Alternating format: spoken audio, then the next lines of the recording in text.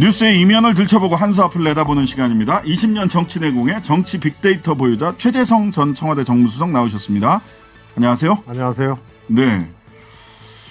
지난주에 두 박 중에 한 명은 못 올라갈 거다 이렇게 얘기를 하셨나? 그렇고 양강 중에 또 한 명이 올라갈 수도 있다 또 이렇게 말씀을 하셨는데 박 한 명, 강 한 명 이렇게 올라갔네요. 이재명, 박용진, 강훈식. 이 결과 어떻게 보십니까? 강훈식이죠. 강훈식? 이 결과의 주인공은 네네. 누구도 예측 못했거든요. 네. 강훈식 의원이 올라갈 줄은. 그런데 강훈식 의원이 컷오프에서 통과했던 그 지지 기반, 네. 득표 기반을 분석을 해보면 임종석 비서실장의 지지 선언이 있었잖아요. 네. 근데 그냥 지지 선언이 아니고 네. 최연소 총리로 문재인 대통령에게 추천했다. 강훈식 의원을. 네, 예, 그래서 이거는 소위 말해서 이제 중앙위원 중에 이제 문재인 대통령의 훨씬 더 열성적인 그런 분들의 표심을 이제 자극한 거고. 네. 그다음에 재선 의원 그룹, 네. 또 일부 또 개혁적인 의원들, 일부 또 이제 친문 성향의 중앙위원들. 네. 그래서 굉장히 컷오프 통과하는데 득표 기반이 굉장히 넓어졌다. 이게 쫙 이루어진 거죠. 네. 그래서 본선에서도 상당히 주목되는 그런 결과가 아닌가 싶고요. 네. 본선을 주목하게 되는. 네네. 그 다음에 이재명 의원이 이제 올라가고 네. 박용진 의원이 올라갔단 말이에요. 네. 그러니까 당원들이나 지지자들 중에 소위 말해서 이제 친문의 표심 네. 이것이 어디로 갈 거냐. 그러면 강훈식 의원으로 갈 가능성이 매우 높아진 네. 그런 거기 때문에 본선 경쟁력이 굉장히 이렇게 급상승하는 이런 것이 오늘 또 예측할 수 있는. 예, 본선 예측 저 여쭤보려고 했는데 우선 박용진 의원은 단일화 바로 시작하겠다. 오늘 바로 강훈식 의원 만나서 이야기하겠다라는 얘기를 했고 강훈식 의원도 원칙적으로 뭐 이야기할 수 있다라는 얘기는 했는데 실제 걸어온 길이 다르고 지향하는 바가 다르지 않냐. 이게 단일화 되겠냐라는 이야기와 또 9697 세대라고 흔히 얘기하는 97 간의 단일화 이루어질 수도 있는 거 아니냐. 어떻게 보십니까? 단일화 가능합니까? 박용진 의원은 하여튼 캠페인의 요체가 단일화인 것 같아요. 컷오프 때도 그렇고. 첫날부터 그랬죠. 첫날부터. 쫓기고 있다는 얘기죠. 그리고 강훈식 의원이 원론적으로 그렇게 열어놓은 거는 네. 빨리 안 하겠다는 얘기지. 하더라도. 네.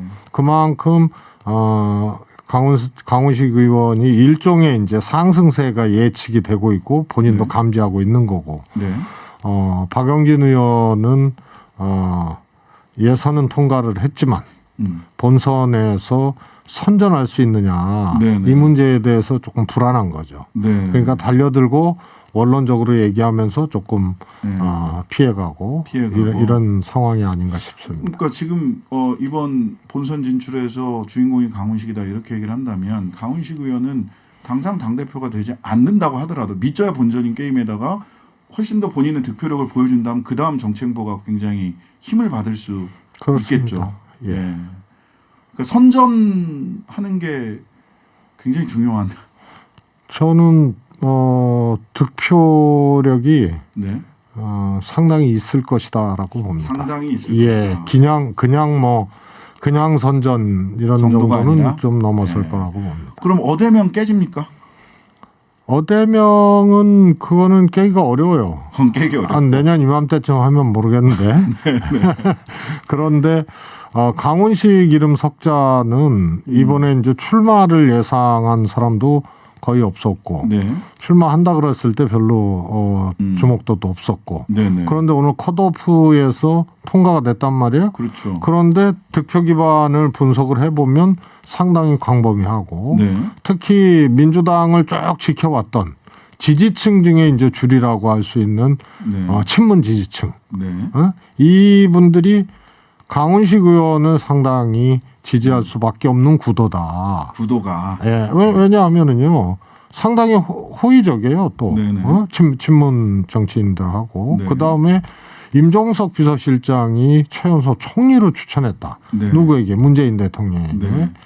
그래서 나름대로의 이제 정치 경험과 또 이 개혁 의지와 또 능력과 이런 것들을 갖고 있는 사람이기 때문에 득표 기반이 상당히 높고 그동안의 주류였던 친문 지지자들이 상당 정도 강훈식 의원한테 애정을 표할 수밖에 없다. 사실 서른 의원이나 강병원 의원도 또 강훈식 의원과 지지 기반이 겹칠 수 있다. 어느 쪽으로 몰아줄 거냐라고 얘기를 했는데 서른 의원이 뭐 이재명 후보가 의원이 당선되면 당연히 분열될 것이다. 강병원 의원이 사법 리스크 엄연히 존재한 사실이다라고 해서 굉장히 어찌 보면 네거티브 캠페인을 강하게 하셨단 말이죠. 이게 원래는 뭐 서른 의원이나 강병원 의원이 올라갈 수 있지 않겠느냐라는 예상도 초반에는 있었는데 이 네거티브 캠페인이 부정적으로 작동을 한 건가요? 아니, 자기 걸 얘기를 안 했잖아요. 네. 자기 거 얘기 없이 그렇습니다. 이재명 네거티브만 해서. 네. 사법 리스크는 뭐 서른 의원이나 강병원 의원 같은 분도 네. 이번 전당대회 이 예선 후보로서 네. 얘기를 했지만 사실은 여당에서도 얘기하는 거거든요. 네. 이재명 사법 리스크는. 그렇죠. 그런데 그것만 얘기하고 그 다음에 어떻게 하겠다가 없으니까 네. 그거는 이제 구분이 안 되는 거예요. 민주당을 이끌어갈 네. 만한 그런 이제 지도자로 네. 그렇게 좀 인정하기가 조금 어려웠던 과정이 아닌가 싶습니다. 네. 자, 최고위원 선거 결과는 8명으로 압축됐는데 장경태, 박찬대, 고영민, 서영교, 정청래, 송갑석, 윤영찬, 고민정. 여기서의 주역은 누굽니까?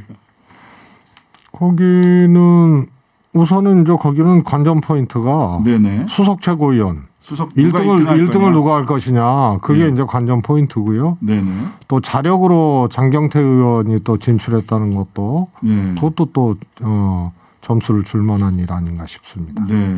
네. 5명. 대체로 뭐 어디서는 5등 경쟁이다 이렇게 얘기를 하던데 4명은 정해진 거 아니냐 이렇게까지도 얘기를 하던데 뭐 저는 4명이 누군지 모르겠습니다. 뭐 말씀하실 생각이 없으신 것 그게 같은데. 이제 구도상 네. 그렇다는 거죠. 1인 네. 2표니까 네네. 소위 말해서 친임 이재명. 둘씩 찍으니까 네. 둘씩 그다음에 이미 결정됐다. 비이재명. 네. 그래서 둘씩 이렇게 가면 네. 한 자리 아니냐. 이제 구도적으로는 뭐 그럴 수 있습니다. 네. 그런데 아까 강훈식 의원의 예를 들었듯이 네. 또 본선 진행 과정에서 네. 그런 것들이 또 변수가 생길 수도 있습니다. 네. 변수가 생길 수 있다. 알겠습니다. 그러면 3명이 한 3명이 눈에 보이네요, 진짜. 두 명씩 짝을 찍어 보니까 그 구도를 딱 찍어 보니까 이제야 개안이 되셨습니까? 그렇게는 생각을 안 해봤는데, 예, 뭐 딱 보이는데요. 예, 3분이 5등 싸움을 하시겠네. 구도상으로 보자면. 자, 김용민 의원이요. 좌동훈, 우상민 탄핵 카드를 제기를 했어요. 근데 의원들이 뭐 잘 협조가 안 된다, 뭐 이런 류의 SNS 같은 글이 좀 유통이 되고 있던데, 지금 이 경찰국 문제, 특히 이상민 장관에 대해서는 권은희 의원이 탄핵하자는 게 제일 강하던데 어떻게 대응해야 되는 겁니까? 탄핵 이게 가장 유효적절할까요? 시기상 지금. 우선은 이제 김용민 의원이 그것을 당해서 동조하는 의원이 적다. 네. 그래서 설득해 나가겠다. 뭐 이렇게 공개적으로 그렇게 얘기한 거는 참 이렇게 적절하지 않은 것 같아요. 네. 실제로 그렇고 본인이 그런 의지가 있으면 안 보이게 해야지. 네, 그렇죠. 메이드하는. 그러면 어떻게 됩니까? 거기에 동의하는 또 열성 당원들이 네. 누구냐 하고 또 탄핵해야 되는데 네. 반대하거나 소극적인 사람 누구냐 하고 또 이렇게 하고. 그래서 저거는 어딘가 깃발 들고 신호 보내는 느낌을 지울 수가 없어요. 네. 그래서 좋은 방식이 아니다. 이걸 일단 좀 방식상의 문제. 네, 지적하고 싶고요. 예. 본인은 하고 싶은데 탄핵해야 된다는 소신이 있는데 음. 잘 안 된다 그러면 그걸 설득해야 되는 또 본인의 책무가 있는 거죠. 네네. 근데 그거를 바로 사람이 없다 하고 깃발을 들어버리면 그게 또 갈등으로 이 당내 갈등으로 그게 연결될 가능성이 커서 네. 그런 게 또 그전에도 있었거든요. 그런 방식이. 네네. 이번 기회에 그것은 한번 좀 되돌아보고 그런 방식은 좀 지양을 하는 것이 좋겠다는 생각이고요. 네. 그다음에 원론적으로 그냥 보면은요. 네. 대통령이 임명한 국무위원이 네. 대통령의 뜻에 따라서 네. 경찰국을 신설하고 어쩌고 저쩌고 하고 막 했어요. 예. 그게 실제로 탄핵의 대상이냐? 그건 따져봐야죠. 네. 헌법과 법률 위반 사항이 있느냐를 찾아봐야 되는 거죠. 실제로. 그렇죠. 예. 그래서 밉고 그냥 앞에서 그냥 엉터리 얘기를 하고 쿠데타 얘기하고 막 이러니까 탄핵해야 된다. 이거 하고 네. 그거는 뭐 감정적으로 그럴 수가 있어요. 네. 그런데 윤석열 대통령이 임명한 국무위원이고 그런 거 아니에요? 네. 근데 윤석열 대통령하고 생각이 다른 거를 본인이 무슨 개인 소신이라고 막 해서 난동을 하고 뭐 분탕질을 하고 했으면은 그건 또 다른 문제인데. 네. 그래서 이건 대통령한테 사유가 있는 거예요. 대통령한테. 네. 네. 그래서 그것을 임명받은 자가 그 대통령과 함께 이 문제를 추진을 하는 거 아니에요. 네. 그래서 이게 탄핵의 사유로 적절한가라는 것도 원론적으로 있지만 네. 하나는 정치적으로도 여기가 귀책에 여기가 원천이냐. 그렇다고 이제 대통령을 바로 탄핵하자고 할 수는 없으니 못 하잖아요. 네, 못 하니까. 그러면은 지금 민주당 입장에서는 어떻게 이 국면에서 정치적 공세 내지는 정치적인 이런 공격의 방향 이런 거를 어떻게 잡아서 가야 돼요? 공세를 하게끔 만들어 주잖아요. 거기서. 네, 그렇죠. 네? 계속 그러고 있어요. 그렇게 재료를 대주는 장관 아니에요. 네, 네. 근데 그거를 그야말로 탄핵 사유를 불분명하게 정리하지도 않은 상태에서 네. 그리고 또 그 임명받은 국무위원에게 네. 그래서 그거는 그렇게 문제 제기하고 싸울 수 있는 거리들을 제공하는 사람인데 야당 입장에서 그것을 국민들의 뜻을 받들고 국민들의 관점에서 싸워주고 대변해주고 그러는 거죠. 그런 거를 찾을 필요도 없는 사람이에요. 그걸 제공해주고 있어요. 네. 탄핵을 추진하려면 탄핵의 사유가 보다 더 명료하고 구체적이어야 하고 또 빌드업하는 과정도 저는 필요하다고 생각합니다. 그럼요. 빌드업. 그렇습니다.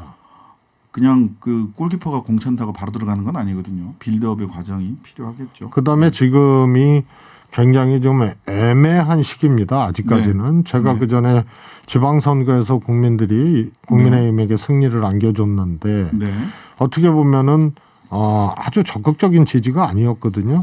정권 초기인데 지방선거 첫 선거에서 네. 패배를 안겨주면 네. 국민들이 이 정부가 좀 대한민국 잘 되게 했으면 좋겠다라는 이 바람 자체를 또 꺾어야 되는. 네. 그래서 제가 스스로에게 강요된 이 투표행위 지지행위 아니었냐. 그 네. 결과가 국민의힘 승리 아니었냐라고 표현을 했습니다만 네. 시기적으로 정권 초기라는 건 여전히 유효하거든요. 네. 그런데 정권 초기답지 않게 워낙 헛발질하고 정말 국민의 마음에 반대편에서 지금 하고 있기 때문에 지지율도 추락하고 네. 엉키고 있는 것이죠. 네. 그래서 여기서 탄핵이라는 그런 강경한 카드로 국면을 인위적으로 전환할 필요가 있느냐. 요 국면을 충분히 야당은 즐겨라. 아니요. 국민들이 충분히 문제 있다. 네. 그리고 안 되겠다. 네. 할 때까지는 예. 먼저 발걸음을 내딛어서 예. 국민들을 끌고 가려고 그러면 안 돼요. 반발장만 앞서가라. 예. 전에 DJ가 하셨던 국면이 완전히 바뀌어지는 거 아닙니까? 탄핵 알겠습니다. 정국으로 가게 되면. 예. 자, 어제 오늘까지 뭐 계속해서 최고의 화제죠. 소위 체리척 텔레그램 체리척 체리척 텔레그램 파동 득과실 좀 따져봐 주십시오. 우선 제일 먼저 떠오르는 게 이명박 대통령. 이명박. 예. 예. 이미 형 집행조치하면서 사면을 한 거나 다름없거든요. 예, 바깥에 나와 계시죠. 근데 지지율이 워낙 추락하고 네. 거기에다가 이런 이제 텔레그램 문자 사건이 벌어지고 그러니까 국민들이 이제 더 화가 났단 말이에요. 그렇죠. 그러니까 이명박 대통령 사면에 대한 국민 여론도 좋지 않은데 네. 이거를 사면하게 되면은 추가 하락 요인이 또 발생할 수도 있다. 그렇죠. 그래서 고민을 할 겁니다, 실제로. 당연한 사면에서 숙고하는 사면. 숙고하는 그래서 유탄을 이명박 대통령이 맞았군요. 저는 뭐 개인적으로 이명박 전직 대통령 이명박 씨가 유탄을 1차로 맞았다. 그다음에 권성동 차기 전당대회에서 네. 이번에 직대를 잘 해서 네. 전당대회에서 정식 당대표가 되는 것은 이번으로 아웃된 거다. 네. 이제 버스 떠나가게 된 거다. 예. 이런 거고요. 이준석 대표는 버스 떠났다. 권성동은 당 대표 이제 못한다. 그렇습니다. 이게 또 처음이 아니고 네, 연속된 세 번째예요, 실수가 세 번째. 있었기 때문에 예. 총선 당대표 집권 여당의 총선 당대표로는 이미 점수가 매겨진 결정적인 계기가 된 거예요. 집권 여당 청선 당대표로는 자격 없음이 드러났다 이번에. 예, 그 예. 본인도 생각을 못 낼 겁니다. 네네. 그다음에 이준석 대표는 정치적으로는 득이 있죠. 정치적으로 득이 있죠. 웃고 있을 거라고 저는 생각했습니다. 예. 그러나 실질적으로 수사상 또 더 이 세게 할것 문제에서는 사실상 대통령이 저 문자를 실제로 보냈다면 네. 저는 자꾸 아니라는 생각이 드는데 진짜 그거 아닌 것 같아요. 설마 대통령이 아니 보세요. 그거 예. 엄지척 그 예. 뭐 이모티콘 체리 예. 이모티콘도 그렇고 네. 거기 문어지만은 네네. 투도 아니거든요. 약간 여성틱하기도 하고. 여성틱하다. 그래서 이준석 대표는 대통령의 저 문자가 아주 그냥 냉정하게 보면 수사 가이드라인 같죠. 간접적으로. 그럴 수 있습니다. 수사하는 기관에서는 그걸 어떻게 받아들이겠는가. 그래서 김건희 여사가 그 전에 어느 기자와의 녹취록에서 예. 그렇게 얘기를 했잖아요. 야, 예. 권력 잡으면 알아서들 수사하고 그래. 그렇죠. 그런데 저 정도 내부 총질하는 당대표 아웃되니까 당이 잘 되네요. 뭐 이런 류의 것을 보고 이게 일종의 이제 이 간접적 가이드라인처럼 작동할 수도 있기 때문에 우국충정의 마음으로 수사를 할 수도 있겠네요. 표현이 상당히 우아하십니다. 그런데 하여튼 정치적으로는 득이 되나 현재 걸려있는 예. 성접되면 수사 문제에 대해서는 그거는 실이 된 경우가 되지 않나 싶습니다. 네네네. 추석 어간에 어느 정도 지지율을 받고 있을지 9월 초인데 추석이 그때 밥상이 어떻게 올라갈지 이게 일정이 안 좋습니다. 예. 이제 8월 18일, 19일 되면 취임 100일이잖아요. 예. 1년 된 것 같은 100일인데 네. 그런데 이때 보통은 조금 반등의 모멘텀을 만드는데 그렇죠. 추가 하락의 계기로 취임 100일이 작동할 가능성이 커요. 반등 계기가 없기 때문에. 네. 그리고 이제 추석이잖아요. 네. 한 20일 후에. 그래서 이게 안 좋은 일정이기 때문에 제가 보기에는 이번에 텔레그램 사건으로 30% 예. 초반에서 20% 후반 나오는 것도 이제 생겨날 수 있어요. 다음 주 월요일 여론조사 결과를 월요일 화요일 여론조사 그런데 그게 확 무너지지는 않을 텐데 예. 마지노선이 될 텐데 예.